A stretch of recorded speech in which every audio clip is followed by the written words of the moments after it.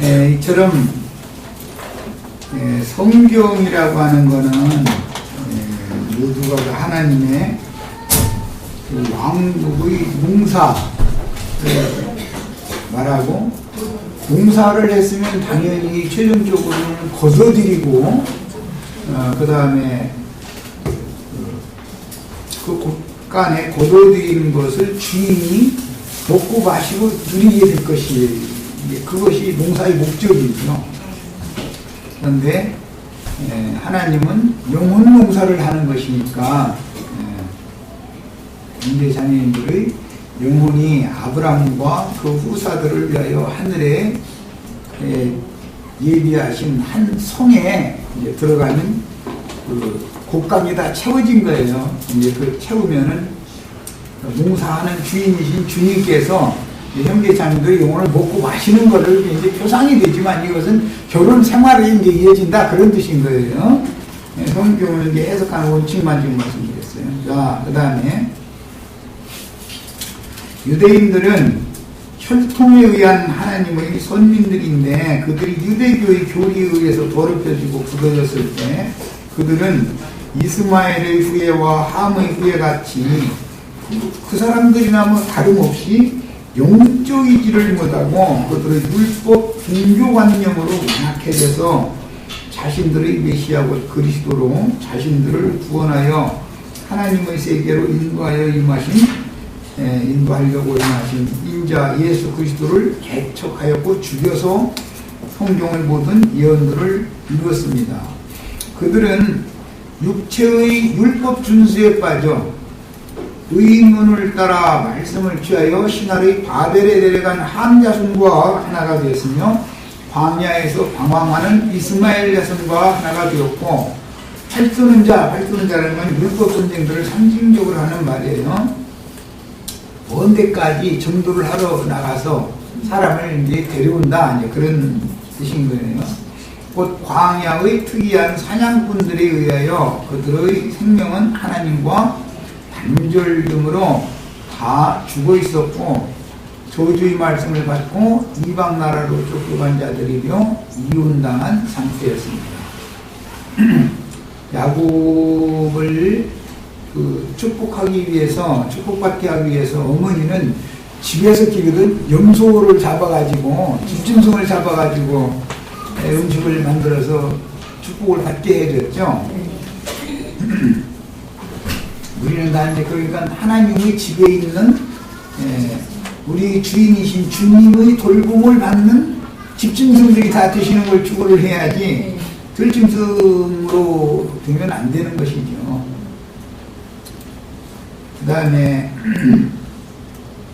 그들은 옛 언약 안에서 선민 사상에 붙잡혀 있었으므로 그 영혼들의 상태는 율법관념으로 굳어져 있었으며, 간교한 마귀의 화신인 뱀과 하나가 된 상태로서 복사의 동물인 율법교리, 오늘날로 말하자면 조직신학 교리를 말하는 거예요. 그것이 이제 선악과의 고기죠. 그 다음에 하수물의 하늘에서 떨어진 별이 물샘들에다가 독을 풀었더니 수증물이 돼서 그걸 다 마시고 죽었다, 이제 얘기했는데, 이제 이런 영적 시련을 영적으로 성경이 이제 해석해 나갈 때 이게 무슨 말인지를 알아야 되는 거예요. 그 다음에 그들은 경에 기록된 선지자들의 예언을 의문을 따라 암기하며 잘 알고 있었는데, 예언된 주 여호와의 날은 구원의 날도 되지만 심판의 날도 된다라는 것을 알고 있었어요. 오늘날 기독교인들이 주님의 재림하시는 날을 그처럼 학수고대하지만, 어떤 사람들에게는 그날이 구원의 날이지만 자신들에게는 그게 심판날이라는 것을 모르고 있는 거예요. 유대인들이 그 두 가지가 다 이루어진다라는 것을 문자적으로 알고 있었어요. 그러나 실제로는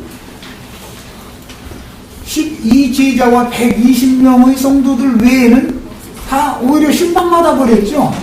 성경을 너무 잘 알고 있었는데도 말이에요. 이건 너무 비밀스러운 일이다. 이제 오늘날도 주께서 보내신 증인들인 일곱 영들과 동역하는 시온산에 올라간 14만 4천이 되는 그런 신앙생활에 대해서 이상이 없이 그냥 자기들의 교회, 자기네들 생각대로 그냥 무슨 장로교니 침례교니 무슨 교인이 해가면서 이런 사람들도 있지만 그것이 잘못됐다 해서 나와가지고 나름대로 그걸 모임을 다 세웠는데 다 보면 하늘의 장자교회와 지상교회의 차이를 몰라. 아무리 얘기해줘도 몰라. 이거 정말 이게 참 아주 너무 비밀이에요. 이거는 하면서 이제 심지어는 이게 이해가 안 되니까 그러면 말이야 나 형제님한테 가면 나 장자교회냐고 말이야. 거기에 가야만 구원받냐 이러고 따지려고 나오고 그럼 무슨 뜻이냐? 계시가 부족하다는 것이죠. 그분들이 그럼 거듭나지 않았다거나 구원받지 못했다라고 우리가 함부로 판단을 못하죠. 다 그들은 가라지다라고는 말할 수 없잖아요. 응? 다 그게 이스마엘 족속이다 이렇게 단적으로 밀어붙일 수는 없잖아. 그러나 계시가 너무 부족하다 이거예요. 그 사람들은 거기까지밖에 못 보고 있는 거예요.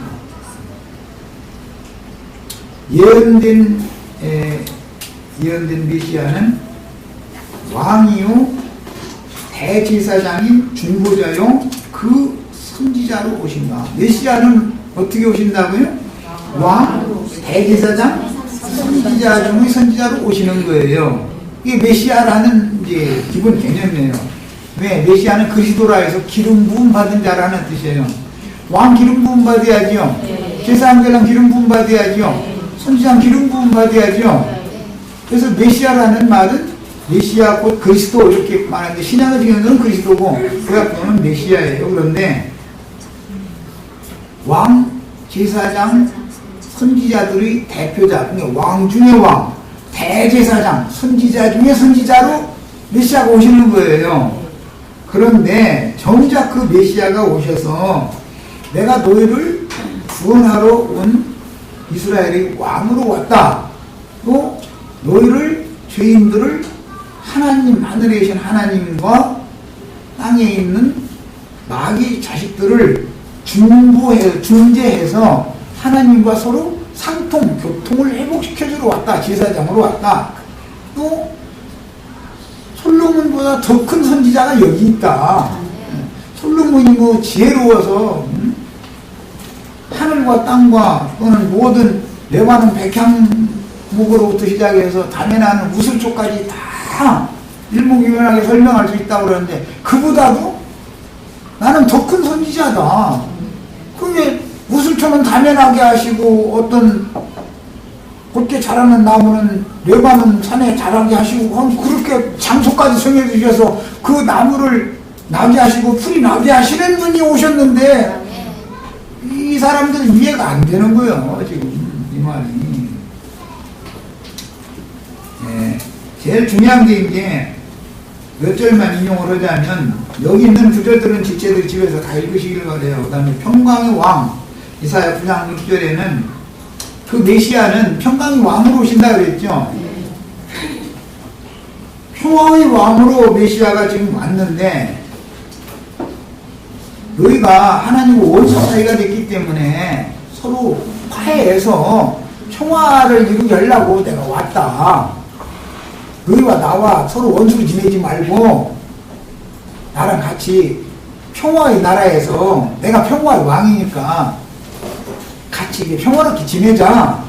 그러니까 이게 어디 인간이 돼가지고 하나님의 아들이라 해서 자꾸 말해. 지가 선지자라 해서 자꾸 지가 왕이라 해갖고 막 지가 대제사장에다 너희 죄를 막 내가 다 사해주는 권세가 있다 막 이래서 하니까 아니 이걸 막 듣기가 싫은 거요. 듣기가 싫은 거요. 여기 인용한 말씀 다 꼭 찾으세요.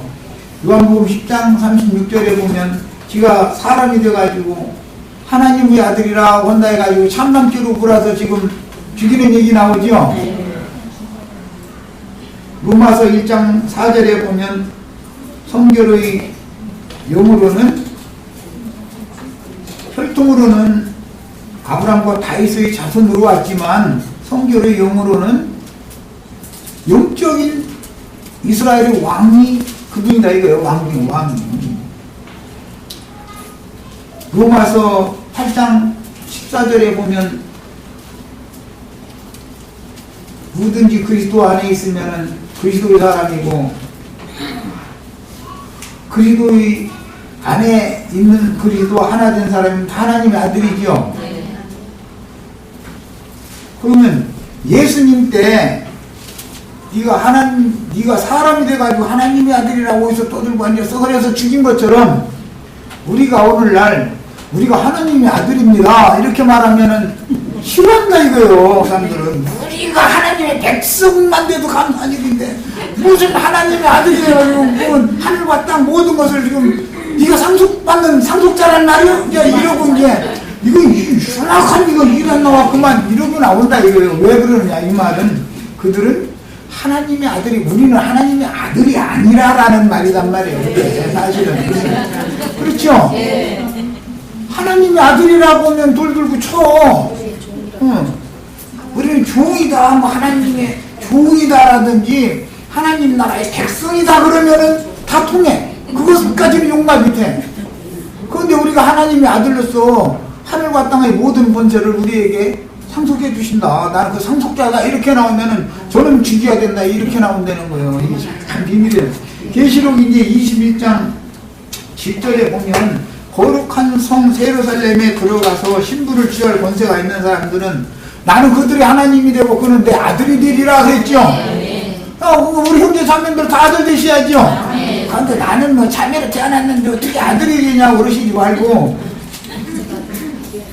영적으로는 다 후사가 상속자가 다 되셔야 되는 거예요. 그래서 14만 4천을 이제 5골로 10골로 작정 이제 그 만구 이제 나누게 되는데 기왕이면 10골 다 차지할 수 있는 그런 후사 왕자들이 다 되셔야 돼요. 이것이 야곱이 이스라엘 되는 얘기예요. 이스라엘이라는 이름 자체가 하나님의 왕자라는 뜻이요. 야곱은 오늘 형 발뒤꿈치 붙들고 나왔다는 거잖아요. 얼마나 웃겼겠어요. 옛날에는 뭐 지금처럼 뭐 이렇게 뭐 병원에 가서 이렇게 누워있으면 뭐 사진 찍어가지고 아이가 둘이 들어있네 이런 거 미리 아는 것도 아니고 그 시대는 그냥 나와봐야 아는 거잖아. 왠지 배가 불렀다 뿐이지. 낳았는데 하나 낳았는데 뒤따라서 발뒤꿈치 붙들고 또 하나가 나온 거예요. 이렇게 말하자면 그럼 혹시 이거 대출 나오나고서 봤더니 사람이 나온 것이지요. 얼마나 옛날 그 고대사회는 지금처럼 의학이 발달되지 않았으니까 얼마나 이게 황당하고 놀랬겠어요. 그런데 형 발꿈치를 막 붙들고 나왔다는 거잖아. 이게 막 안에서부터 막 형이 문제 나가면 안 된다고 막 끌어들이고 지가 나가겠다고 막 이렇게 하니까 그 리뷰가는 맨날 때 얼마나 배 아팠을까 싶어요. 둘이 뱃속에서 싸우니. 그래도 하나 해가지고서도 툭 발질지려고 그러고 엄마가 잠도 못 자고 배 아픈 건데 두 놈이 그러고 쌈쳐보시고 말겠던 거예요. 참 재밌는 얘기죠. 네, 우리는 다 하나님의 아들들이 다 되시는 거예요. 하나님의 아들이라 그러면 죽여주는 거예요. 죽여줄 사람은 너로서 뭐 걱정하고 우리가 주의 종이다 이런 소리 오면은 통하고 우리는 주의 백성이다 하면은 그게 통해요. 그런데 그들이 말속에는 우리는 종된 백성이다 그 말이지 않아요. 사실은 하나님의 아들로서 하나님 나라를 상속할 상속권이 있다 이 말이 아니잖아. 지금 이게 너무 비밀스러운 거예요 지금. 그래서 하늘의 장자권자 후사 하나님 나라를 상속받을 수 있는 후사들이 되는 이야기가 지금부터 이제 계속 형 발뒤꿈치 뭐 붙들고 나온 것부터 시작해서 앞으로는 그 얘기가 계속 전개되는 거예요. 그것은 신앙생활을 어떠한 계시에 따라서 어떠한 교회 모임을 세우고 어떠한 교회 생활을 할 거냐를 지금부터는 다룬다 이 말이에요. 이것은 계시에 속한 문제인 것이다. 뭐 아무 예배당에 다녀야 되는 게 아니란 말이에요. 예배당에 잘못됐다 해서 나와가지고선 나름대로 저기에 세우고서 어떠고 그게 되는 게 아닌 거예요. 이것은 이것을 정확하게 하셔야 돼요. 자 이제 저 아래로 가겠습니다. 혈통적인 아브라함의 자손을 자처하는 유대교인들은 하나님의 선민들이었으며 성경을 따라 오리라 한 메시아 곧 만왕의 왕이요 만주의 주가 되시는 주 여호와가 임하실 때를 그처럼 학수 고대하였으나 자신들의 메시아를 박해하고 죽였는데 자칭 유대인이라 하는 사탄의 모임이요 종교 조직인 기독교계에는 그 영으로 재림하신 주님의 보내심을 받은 증인들을 죽여서 성경의 모든 예언을 신약시대에 또 한 번 이루는 것이다. 구약시대를 종결하기 위해서 예수를 죽임으로 구약의 예언을 이뤘죠. 계시록의 마지막 예언을 또 이루기 위해서 하나님의 아들들을 또 죽여가지고 술을 딱 채워서 완성시킨다 이 말이에요. 이게 성경의 구조다. 그러니까 우리는 세상에 대해서는 죽는 걸 죽어는 사람들이지 세상에서 부자 되고 잘 살고 건강하고 이러면 또 건강까지 얘기하면 그런 날 아파서 병원 시리즈라고 또 이럴까 하면 난 그렇게 말하는 게 아니고 세상 사회 어떤 것을 추구하는 것은 그것은 신앙이 하늘에 거하는 자들의 신앙이 아니라 요즘에 우리 인터넷 사이트에 내가 몇 가지 이렇게 좀 올려놓은 게 좀 있어요. 세상 돌아가는 이걸 통해서 내가 가르치고자 하는 것이 있어서 의도적으로 내가 올려놓는 거예요. 세상 나라 어떻게 되거나 말거나 사실 관심도 없어. 그런데 그런 걸 알아야 성경을 알으니까 내가 이제 의도적으로 자꾸 이런 걸 해본 건데 이제 더 이상 할 필요도 없어. 이제는 앞으로는 그런 거 올려놓지도 않을 거야. 이제는 올려놓은 거래까지는 뭐고 내가 사실 하고자 한 거는 지금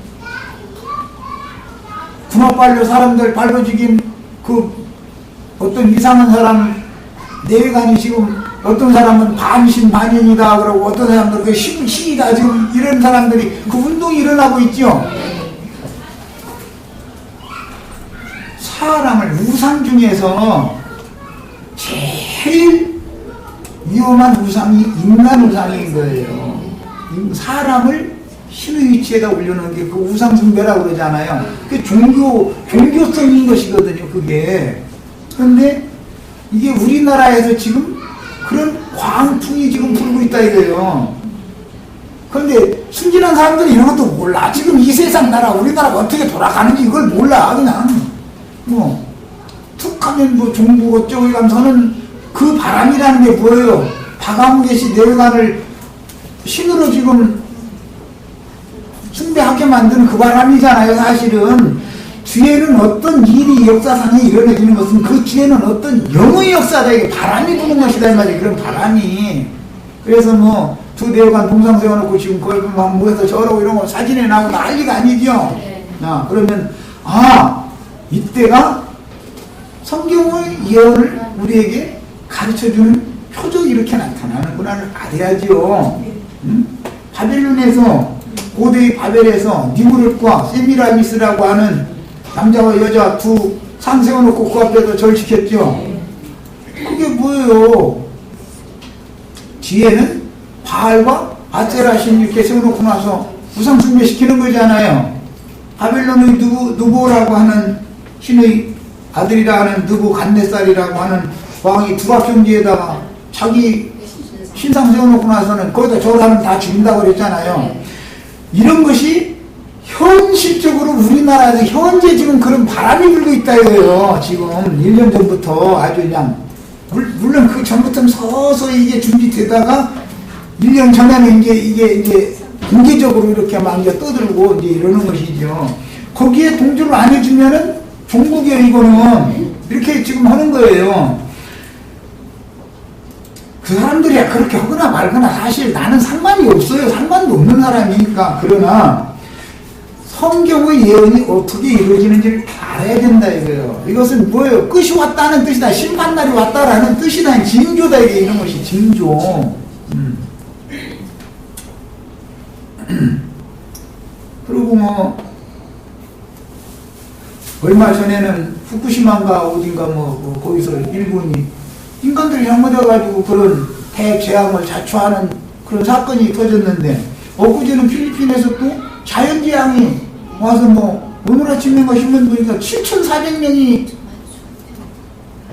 실종 실종당했거나 죽었거나 이 7,400명이라는 거예요. 그야말로 고기를 잡았어도 7,400마리 잡았으면 만선됐을 거야 아마. 사람이 그렇게 떼죽음을 당했는데도 사람들이 관심이 없어. 무감각해.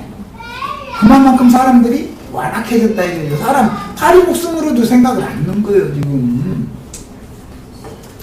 이런 모든 징조는 세상의 어떤 분위기, 바람이 그렇게 분다는 것을 우리에게 경고로 보여주잖아요 말이에요. 이때는 더 신앙생활에 더 진실한 신앙을 추구하는 생활에 정진을 할 때지 세상사에 몰두할 때가 아니에요. 우상숭배자들의 계시록에 보면 이마에다가 짐승 표시를 받는다 그러는데 아무개의 이름이 잊혀진다 이 말이잖아요. 지금 그 바람 불어가지고 누구 인을 받았냐 말이에요. 우리 형제 자매님들은 왜 말이야 완전히 그 박아무개 싫어하고 아무 상관없는데 저렇게 싫어할까 말이야. 난 그 사람을 싫어하는 게 아니야. 그건 세상의 영이잖아 이 말이야. 세상의 영. 난 이걸 말하는 거예요. 그 사람이야 뭐 어차피 세상 사람인데 뭐 우리하고 무슨 상관이 있어.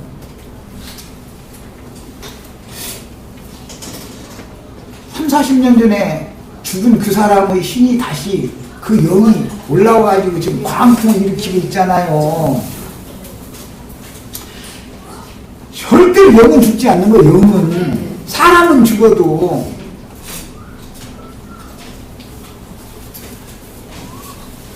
그래서 오늘 우리나라 사람들의 이마에 어떤 사람들은 그분 이름이 지금 새겨져 있는 것이고 오늘 청와대와 또는 그 보좌하는 분들은 오른손에 용이 주는 그 권세를 받은 거 아니에요. 이게 성경 그대로 딱 이루어지는 그 표현이 딱 이렇게 나온단 말이에요. 이런 걸 통해서 아 성경이라는 것이 이 얘기구나라는 걸 깨달으라고 내가 자꾸 그걸 올려준 것이지 내가 괜히 그 사람들과 싸우려는 게 아니에요. 내가 그 사람들을 무슨 재주로 이기겠어요. 그 사람들은 힘을 가지고 있고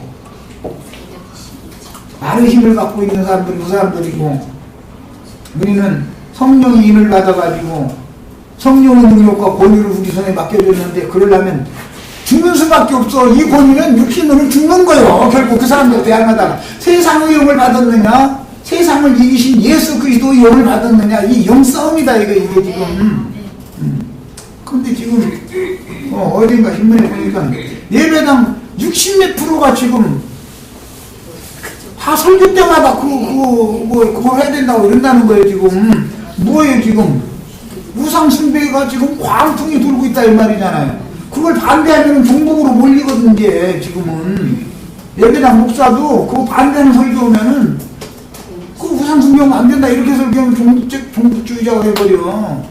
살아남으려면 어떻게 해요? 속으로는 시려도 그거 한다 이 말이에요. 이것은 뭐예요? 마음이 두 마음을 가진 사람이다 이거예요. 이율배반적인 신앙이다 이 말이에요. 이게. 아니면 아니라고 딱 할 수가 있어야죠. 이런 표상이 딱 나타났기 때문에 우리 형제 자매님들의 이런 걸 통해서 배우셔야 돼. 세상 돌아가는 위치를 모르는 진리를 모르는 사람이야.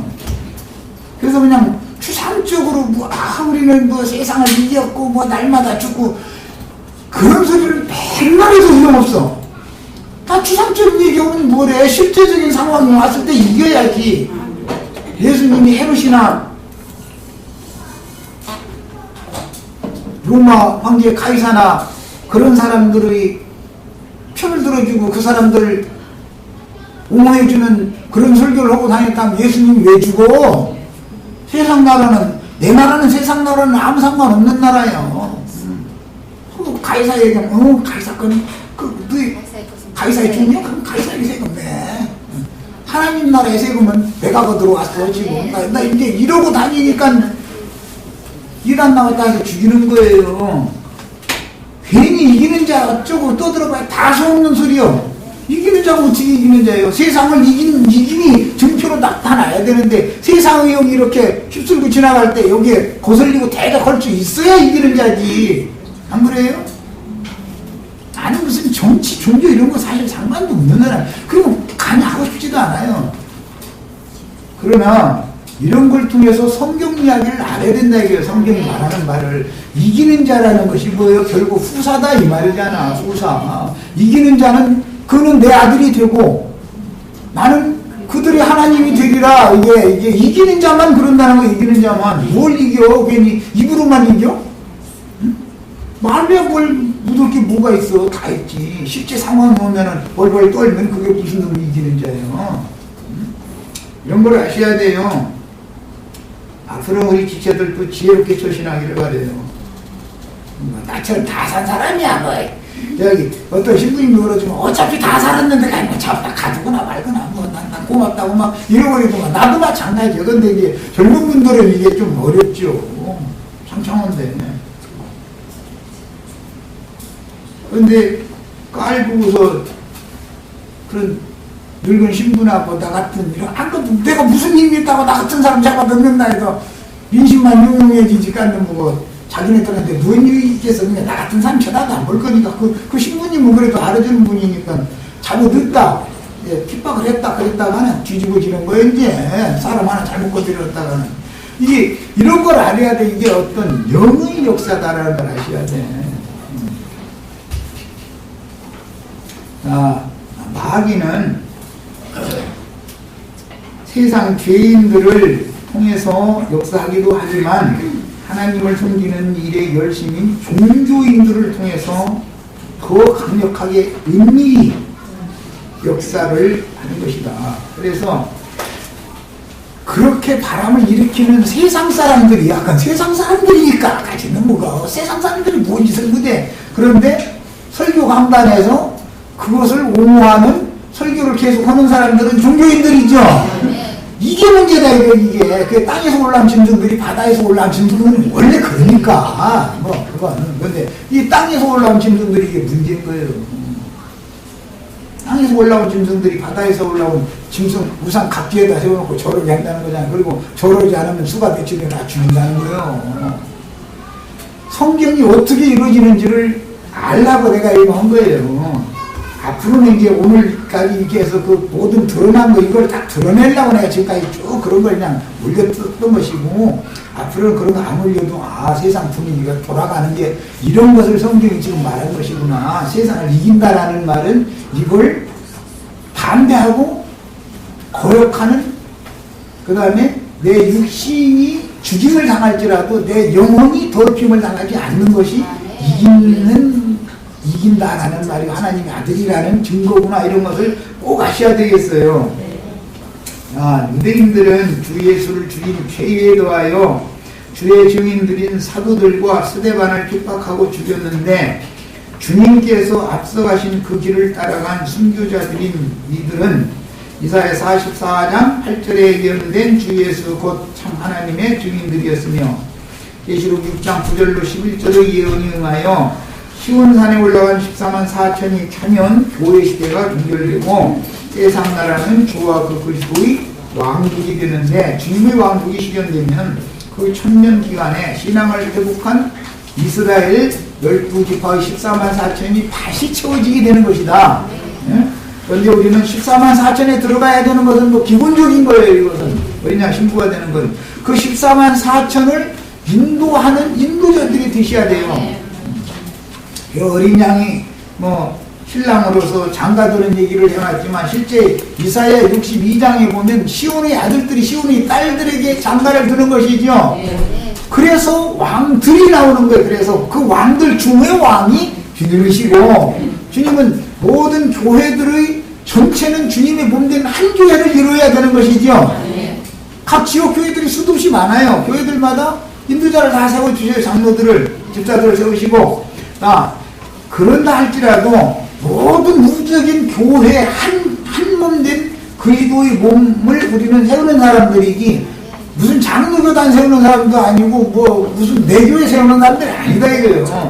이런 이상이 없기 때문에 그럼 남자님한테 가야만 그러면 장작교회 성도들이 되고 뭐 이기는 자가 되냐 이러고 따지는 말은 성경에 대한 계시가 너무 닫혀있다는 뜻이죠. 한마디로 말해서. 왜 왕 중에 왕이라고 그랬고, 왜 대제사장이고, 선지자 중에 선지자라는 말이 그러면 왜 나오냐는 말이요. 괜히 그런 말 하겠어요, 성경이? 많은 선지자들이 있지만 그 모든 선지자들보다 더 나은 선지자가 바로 나다. 네, 선지자 중에 선지자잖아.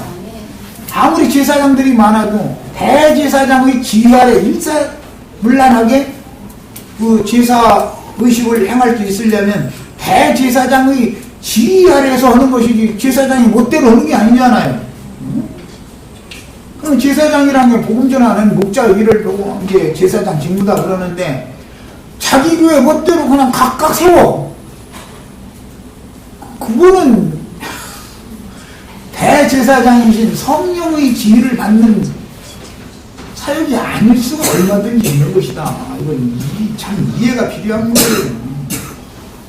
그 다음에 하나님 아버지의 나라가 있으면 아브라함이 죽으면 이제는 아들의 나라를 세우는 때가 오는 거예요. 아브라함은 이삭으로 봐서는 아버지의 나라를 세우던 사람이었죠.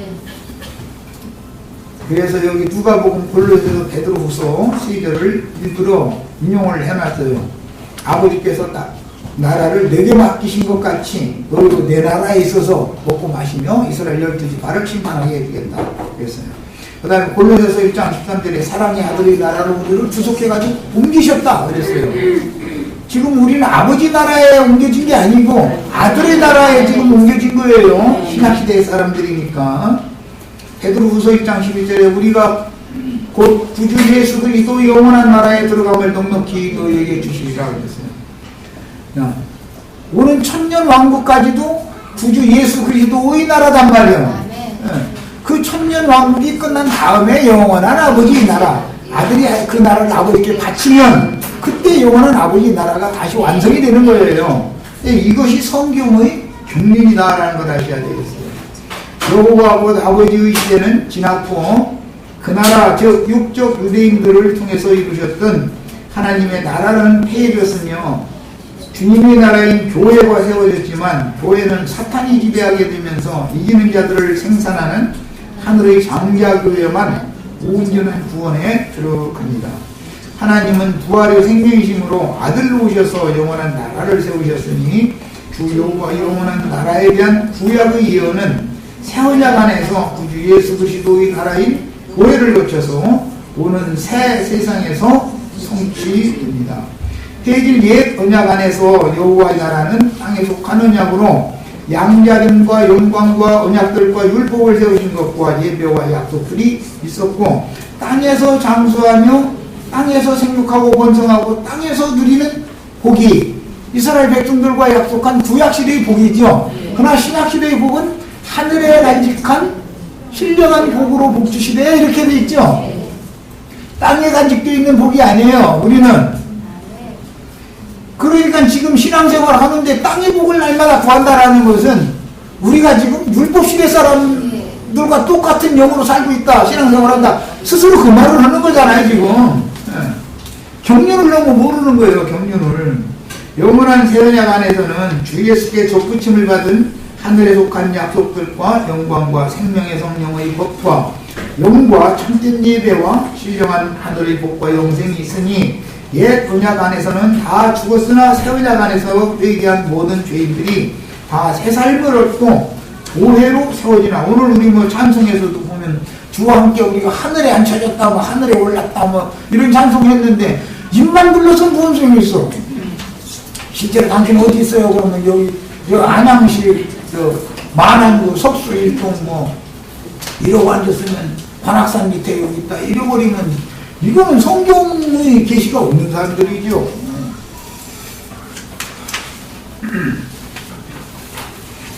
하나님의 집이라는 것은 하늘은 나의 보좌요 땅은 나의 발등상이다 그랬으니까 하나님의 집은 하늘에 있는 집에 하나님이 거하시는 것이지 땅에 그 하나님의 집을 세우는 것은 교회 시대에만 임시적으로 있는 것이고 이것은 반드시 어차피 무너뜨릴 집이고 결국 무너졌도다 큰 성 바벨로니아가 완성될 때까지만 이 땅의 교회가 지상교회가 있는 것이지 실제로는 세상에서 불러내서 땅교회 생활을 하게 하다가 땅에서 다시 하늘로 끌고 올라가는 얘기를 하려고 하는 얘기인 것이지 땅교회 생활을 계속 하다가 인생 마쳐라 그 말이 아니잖아요. 그 다음에 아버지의 때가 가고 아들의 때가 왔을 때 모든 것이 완전케 되었는데 아버지의 때에 있었던 모든 것은 모형과 그림자와 비유이며 아들이 와서 모든 것을 예수님과 사도들이 이루는 건 표적이죠. 그것을 오늘날 우리들을 통해서 이루어야 된다. 이거 완성적으로. 이것은 이상이 필요해 이제.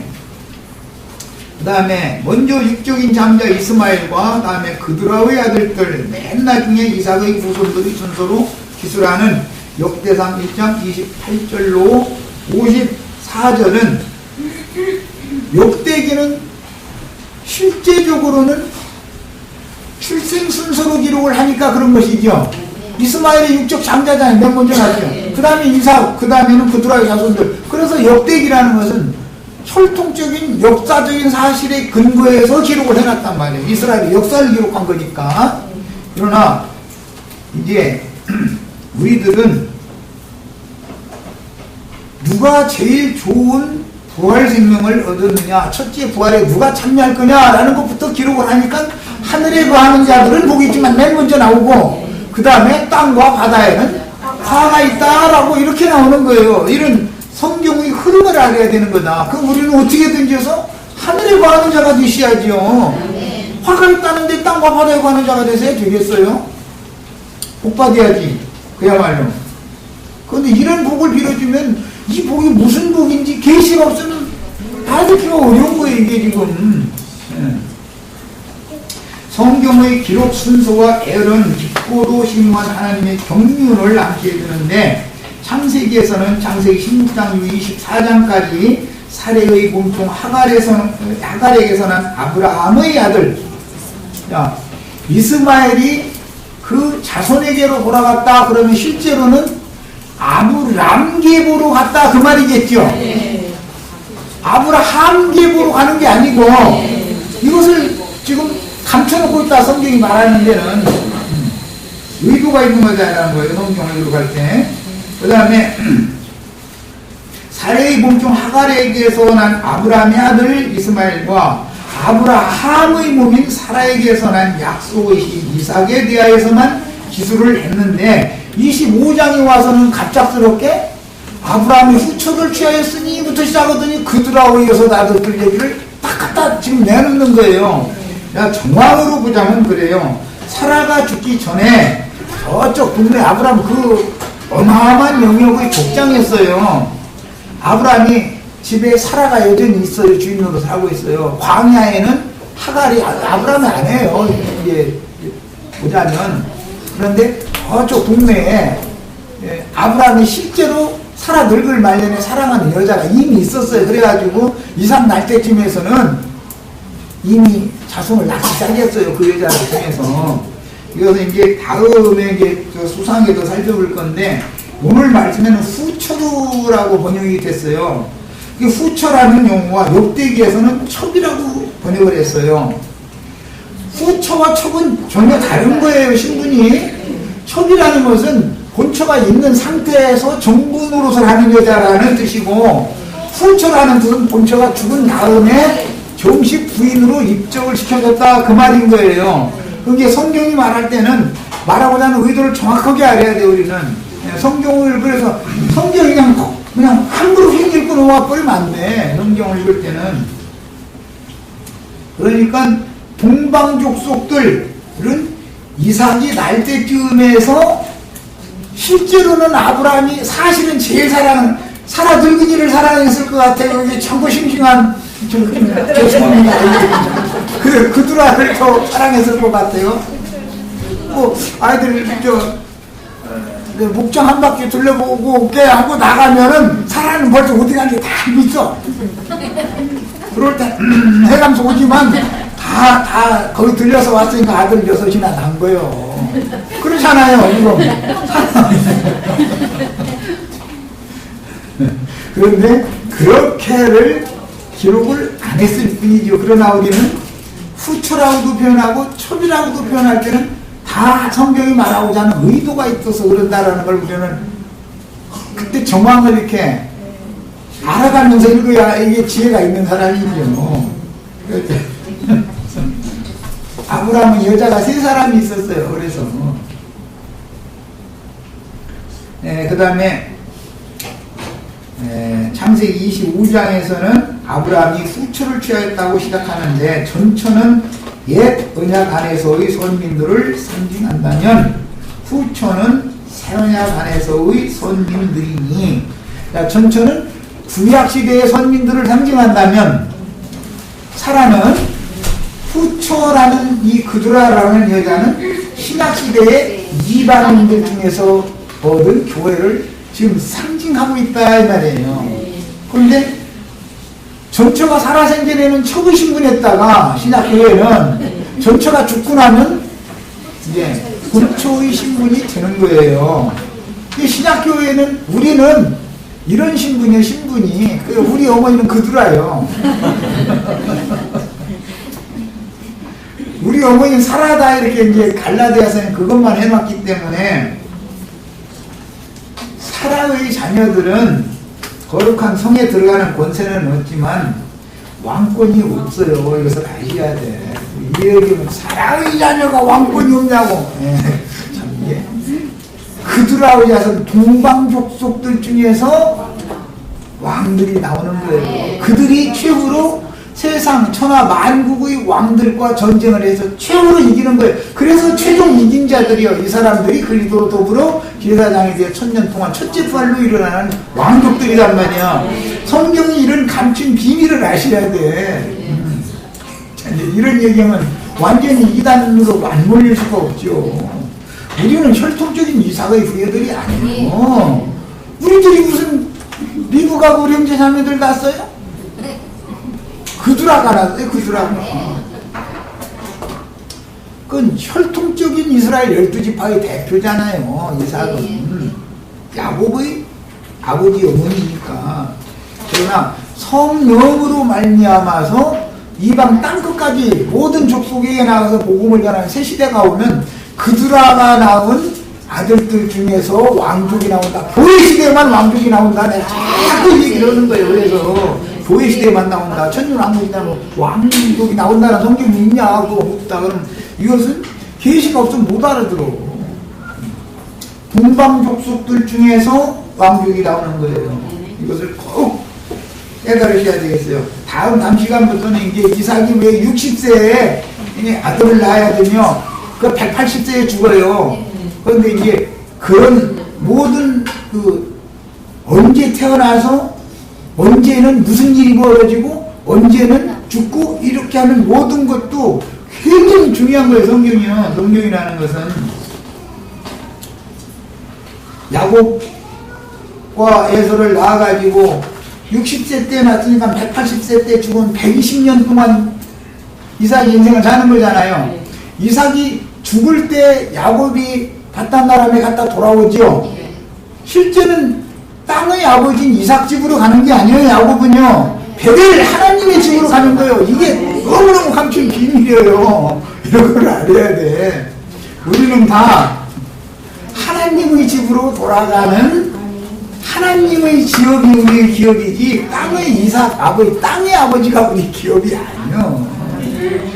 이런 걸 아셔야 돼. 그 120년이라고 하는 그 야곱의 인생이라는 게 어마어마한, 이삭이 야곱을 낳은 후로 120년 동안을 살다 죽는데 이삭이 죽는 해에 야곱이 딱 돌아오잖아요. 돌아오는데 아버지 집으로 가는 게 아니에요. 베델로 가지. 성경이라는 게 얼마나 놀라운 줄 아셔야 돼. 오늘은 뭐 그런 거는 수상하게 찾지 않았지만 오늘은 큰 윤곽을 이렇게 말씀을 드린 시간이니까 성경을 볼 때는 이런 열린 눈을 가지고 들을 수 있는 귀를 가지고 듣고 보셔야 돼. 자, 혈통적인 선민들에게만 모세를 통해서 동사하던 때는 구약시대죠.